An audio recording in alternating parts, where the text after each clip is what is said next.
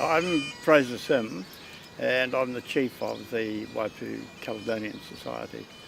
I probably first competed here in these games when I was a small boy in about 1937, 1938. I'm Don Ewan. I'm the current chairman of the Waipu Caledonian Society Committee.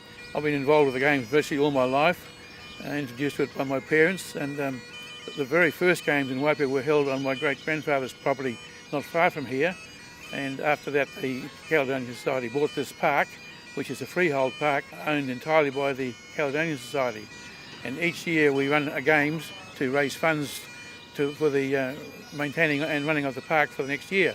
And initially the games were started to try and make the newcomers from Scotland feel welcome, so they started having games in a similar vein to what the games that they were used to in Scotland.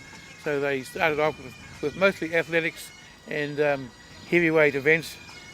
We have piping, dancing, athletic sports, tossing the stone, well, we call it putting the stone, tossing the hammer, weight over the bar.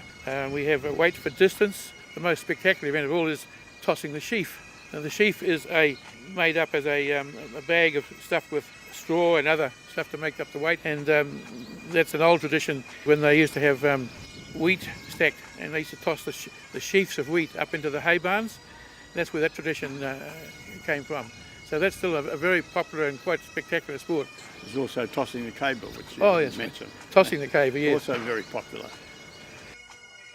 The origin of the heavyweight that Donald's been talking about, that was in the old days, that's how the clan chiefs were able to select the right sort of warriors that they needed, and they could pick those who were good with the sword, those, etc. So that's what it was mainly for, to make sure that they were fit and strong and able to fight for the clan chief.